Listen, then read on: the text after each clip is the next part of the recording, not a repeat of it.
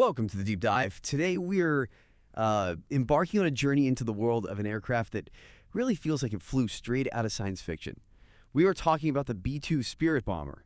Seriously, when you see that shape, that flying wing design, it just challenges everything you thought an aircraft could look like. So our mission for this deep dive is to really unpack the incredible engineering, the sheer human endurance required, and its strategic importance. It's one of the most expensive, most mysterious aircraft ever built. We're going to explore how it flies around the world, how it stays invisible or tries to, and what its future holds. And we're doing this by digging into the sources you've shared with us, articles, Reddit discussions, military reports, Wikipedia, the works. So settle in. This is going to be a journey through its unique design, those unbelievably grueling missions, and the evolution of its, frankly, groundbreaking stealth technology. Okay, so to really get our heads around this ghost in the sky, we have to start with its most revolutionary feature, that unmistakable flying wing design. It really is something else. My first thought is always, how on earth do you fly something like that without a tail? How does it stay stable? That's the core question, isn't it? Because you're right, that flying wing, basically an aircraft with no separate fuselage or tail, looks simple, but it's inherently unstable, fundamentally difficult to control, actually. So it wants to tumble. Pretty much. Right. To counteract that, the B-2 relies on an incredibly complex, quadruplex, computer-controlled, fly-by-wire flight control system. Quadruplex. Yeah. What does that mean exactly? In practical terms. It's absolutely critical. It means 4 separate redundant computer systems working constantly in parallel. Why 4? Because the B-2 is so unstable, if one system fails, or even 2, the others just instantly take over. It's the only way it can literally stay in the air. It's the ultimate backup. Incredible. And the goals for it were huge from the start, right? A multi-role bomber, extreme stealth, and these really long missions. First flew back in, July 1989? That's right, July 17th, 1989. And it's physically massive. We're talking a 172-foot wingspan that's wider than it is long. It's only 69 feet long. It cruises high, up to 50,000 feet, and fast, high subsonic speeds. And that flying wing shape, it's not just for looks. It helps with range, makes it very efficient aerodynamically, and crucially, it's a big part of its low radar profile. Right. Less for the radar waves to bounce off of. Exactly. It's easy to get lost in the tech. But what about the people inside? Flying around the world in what sounds like a pretty small space for days on end. What's that actually like? It demands an unbelievable amount from the crews. The B-2 has flown some truly record-breaking missions. You've got retired Air Force Colonel Mel Dale, for instance. He flew a 44.3-hour mission on October 7, 2001, hitting targets in Afghanistan. That was on the Spirit of America. 44 hours. Yeah. And just recently, June 22, 2025, Operation Midnight Hammer, 14 airmen, 7 B-2s, flew for 37 hours. That's the second longest B-2 flight ever.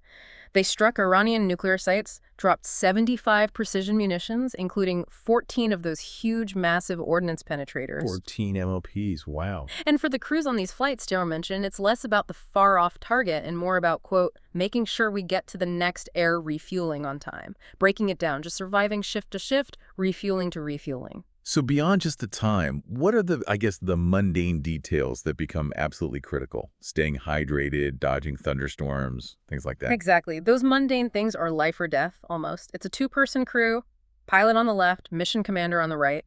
And unlike a big airliner, there's no relief crew on board. So one person can actually sleep, sort of. They have a sleeping bag, a modified Army cot that fits behind the seats, while the other monitors everything. A cot in a B-2. Yeah. And for bodily functions, they used what they call piddle packs, basically plastic bags with a kind of kitty litter substance inside that solidifies urine. Colonel Deal estimated they offloaded about 100 pounds of, solidified pee after one of those long missions. 100 pounds. Okay, that paints a very vivid picture. Definitely not in the recruitment brochures. No. Food is basic. Coffee, water, sandwiches, pretzels, prepackaged meals. It's all about managing fatigue.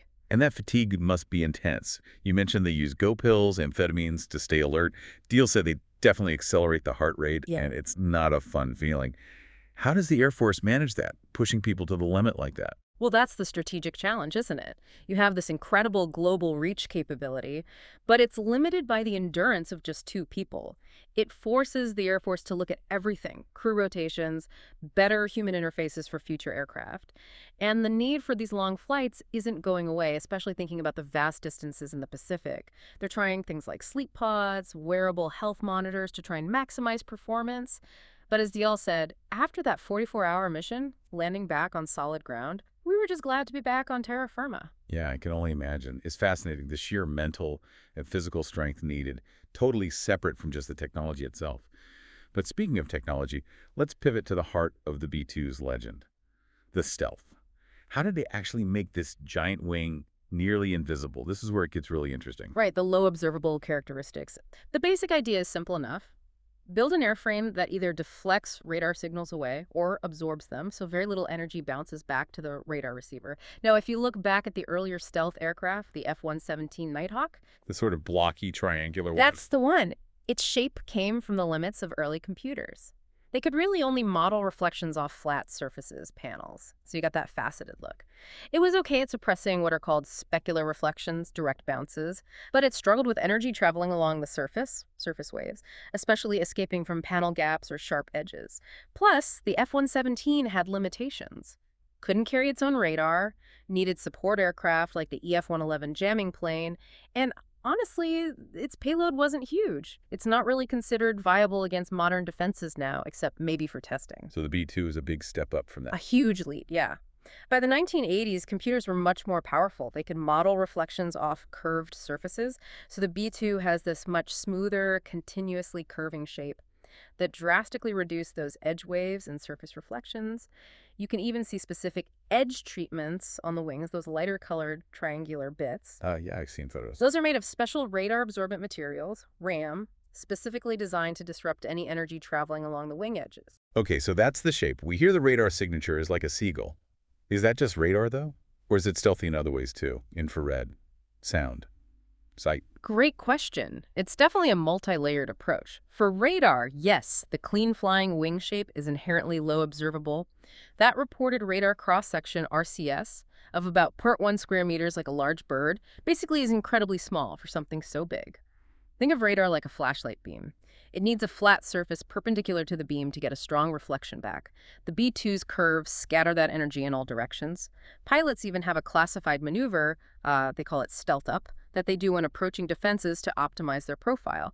The main brief vulnerability is when those bomb bay doors open. Makes sense. What about the materials it's made of? Lots of different radar-absorbent materials, RAM, and the main structure is a carbon graphite composite.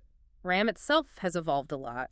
The F-117 used simpler coatings, almost like paint. The B-2 has more advanced composites and a special silvered paint. And now, you look at the F-35, it has some comparable to Fibermat RAM baked right into the skin. It's much more durable, absorbs across a wider range of frequencies. Okay, radar, materials. What about heat? Infrared detection. They thought about that too. The engines are buried deep inside the wing structure. You can't easily see the hot engine parts. And before the exhaust leaves the nozzles, cold air from the boundary layer, the air right next to the skin, is mixed in with the hot exhaust gas. That lowers the temperature significantly. They also use special heat-resistant materials like carbon fiber polymers and titanium alloys in the exhaust area, designed to disperse the heat laterally, not just straight back. And crucially, no afterburners. Afterburners are like giant heat lamps. Right, that would light it up like a Christmas tree on infrared. Exactly. Then you have visual and acoustic stealth.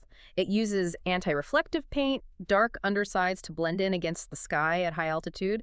It even has a sensor that looks for contrails, those white vapor trails.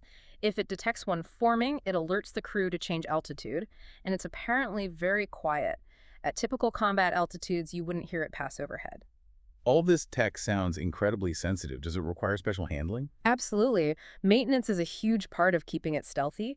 The B-2s have to be stored in these specialized climate-controlled hangars. Each one costs around $5 million. The RAM coatings are very sensitive to humidity and temperature fluctuations. They even have a special process every 7 years where they carefully wash off the coating using crystallized wheat starch, basically, sandblasting with breakfast cereal to inspect the underlying structure. Wow, wheat starch. The details are amazing. So beyond the stealth, what other systems make the B-2 tick? What's under the skin, so to speak? Well, the avionics are obviously highly advanced. It has a multi-mode radar, the ANPQ-181, which has been upgraded to an ESA active electronically scanned array. Hey, ESO. That's the newer radar tech, right? Harder to detect. Exactly. Very low probability of intercept. It can scan for targets without easily giving away its own position. That's integrated with terrain-following radar, GPS guidance, an astro-inertial navigation system, the NAS-26, which can navigate using the stars if GPS is jammed, and a defensive management system, or DMS, that detects and analyzes threats. Plus, there's a complex onboard diagnostic system constantly monitoring thousands of components. They've also upgraded the computing architecture, went from something like 136 separate computers to a single integrated system using EMP-resistant computers. EMP-resistant for nuclear scenarios. Precisely. And it uses a fiber optic network, which is faster and more resistant to interference. Weapons. What can it actually carry inside those bomb bays? Right, 2 internal bays, which is key for stealth. No external stores messing up the radar signature. Officially, the payload is 40,000 pounds, but operationally, it seems it can handle up to 60,000 pounds. That includes nuclear options like the B-61 and B-83 gravity bombs. Conventionally, it can carry a lot, up to 80 JDAMs, those GPS-guided bombs, or larger Mark 82 and Mark 84 bombs, cluster munitions like the CBU-8797. And then there are the specialty weapons. It's the only plane currently acknowledged to carry the GBU-57 Massive Ordnance Penetrator, the MOP. That's a 30,000-pound bunker buster. 3,000 pounds. And it can carry 2 of them. It also carries the AGM-158 JSSM cruise missile, and it's slated to carry the new long-range standoff weapon, which is a nuclear cruise missile. And you mentioned the complex flight controls earlier because of the unstable design. Yeah, that fly-by-wire system is constantly making tiny adjustments. It gets its air data from special sensing plates instead of traditional pitot tubes, again, for stealth. There are 4 pairs of control surfaces along the trailing edge. Outermost are split brake rudders. They act as rudders for yaw control and air brakes. Then you have 11s on the outer and inner wing sections for pitch and roll. And there's this unique surface in the middle called the beaver tail. It mainly helps smooth out the ride, counteracting gusts. It's a constant balancing act managed by the computers. This all sounds staggeringly expensive. Which brings us to the big question, the cost. The B-2 is notorious for its price tag. Can we break down those numbers? We can try. It's definitely eye-watering. The average cost per aircraft, when you factor in everything, development, engineering, testing, production, support, comes out to around $2.13 billion. Billion with a B. $2 billion per plane. Yeah. Just building the aircraft itself averaged about $737 million each. But the total procurement cost, including spares, software, retrofits, averaged $929 million per plane. Okay, that's to buy it. What about just flying it? The operating cost is officially pegged at nearly $150,000 per flight hour. That covers fuel, maintenance, crew pay, support, everything that goes into keeping it operational. Just the fuel for one long mission can easily top $60,000. So a full combat sortie or even just a long-range strategic flight, you're looking at maybe $3 million to $4 million per mission. Wow. And the maintenance is a big driver there. A huge driver. We're talking about 119 hours of maintenance for every single hour it spends in the air. Compare that to the B-1B bomber, around 60 hours, or the old B-52, about 53 hours.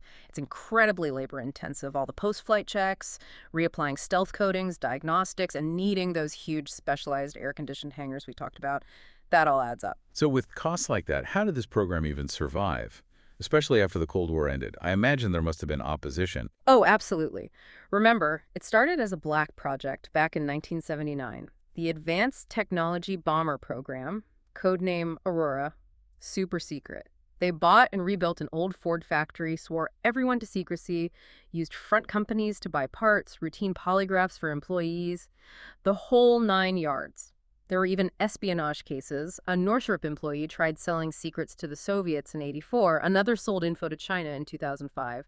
Secrecy was paramount. And the scale of the program. Well, the original plan was for 165 aircraft. That got cut down to 75. Then, after the Soviet Union collapsed, President George H.W. Bush cut it way back to just 20 operational bombers, plus 1 prototype later converted. There was massive opposition in Congress from both parties. People balked at the cost. There were reports questioning how effective the stealth really was, and many felt the money could be better spent elsewhere. But ultimately, the military argued its unique capability was indispensable. That was the argument that won out. The ability to penetrate heavily defended enemy airspace and deliver weapons precisely, undetected, that was considered strategically invaluable, worth the immense cost. It's a bet on quality over quantity. So how has that bet played out? The B-2 has been used in combat. Let's look at its operational history. It has quite a track record for such a small fleet. Its combat debut was during the Kosovo War in 1999, flew about 50 sorties, dropped 11% of the bombs in the first 8 weeks, destroying about a third of the initial Serbian targets. It was also the first plane to use GPS-guided JDAMs in combat. Then it saw heavy use over Afghanistan, those really long missions we mentioned, and Iraq, flying from Diego Garcia in the Indian Ocean and its home base at Whiteman in Missouri. Dropped over 1.5 million pounds of munitions in Iraq alone. More recently, it flew missions over Libya in 2011 during Operation Odyssey Dawn, struck Houthi targets in Yemen in 2024, and then those strikes against Iranian nuclear facilities just this past June 2025. Using the MOPs, the bunker busters. Right, sending a very clear message with those. 6 B-2s hit the Fordo facility with 12 MOPs, and another hit the Natanz facility with 2 more. And remarkably, none lost in combat. Right. But there have been accidents? Correct, no combat losses. But there have been some serious incidents. The first actual crash was in 2008 at Andersen Air Force Base in Guam. Total hull loss valued at $1.4 billion. What caused that? Moisture got into some air data sensors, the port transducer units, during calibration. It skewed the flight control computer's readings on takeoff. Both pilots ejected safely, thankfully. Then in 2010, also in Guam, the Spirit of Washington had a major engine fire during startup on the ground. Bad damage, took 18 months and over $100 million to repair and get it flying again. In 2021, the Spirit of Georgia had an emergency landing back at Whiteman, issues with landing gear springs, some microcracking found, over $10 million in damage. And most recently, December 2022, another B-2 had an in-flight malfunction, made an emergency landing at Whiteman, and then caught fire on the runway. That aircraft was eventually deemed uneconomical to repair and officially retired in May 2024. So that brings the fleet down to just 19 planes now. That's right, 19 Spirits left. So it's still a vital asset, clearly. But with a shrinking fleet and these high costs and incidents, its days must be numbered. What's planned to replace the B-2? Yeah, the current plan is to keep the B-2 flying until 2032. That's actually been moved up. They used to talk about flying it potentially until 2058, believe it or not. Oh. But its successor is already flying. The Northrop Grumman B-21 Raider. It looks a lot like the B-2, but it's designed to be the next generation. The B-21 is envisioned as the future core of U.S. long-range strike capability. It's supposed to offer, quote, an untouched degree of capability and flexibility. Think advanced sensors, data integration, networking. It'll carry a wide range of weapons, both standoff missiles and direct attack munitions. It's designed for global reach, strategic deterrence, but also intelligence gathering, surveillance, electronic attack, and connecting different parts of the military network, what they call multi-domain operations. So a B-2 for the 21st century, essentially. In many ways, yes, leveraging lessons learned from the B-2, but built with newer technology and potentially, hopefully, more sustainable costs and maintenance. Well, we have taken a really deep dive today into the B-2 Spirit. It truly is a marvel of engineering, a serious testament to human endurance, and a cornerstone of strategic thinking, really. From those secret origins, the unique stealth tech, to the immense effort and cost just to keep them flying, it really earns that ghost in the sky nickname. It represents a massive strategic gamble on undetectable power. It absolutely does. And maybe a final thought to leave you with. As technology keeps racing forward and we see aircraft like the B-21 Raider coming online, how might the very definition of invisibility change in the future? If today's stealth is about dodging radar and infrared, what new detection methods might emerge? And what new challenges will that create?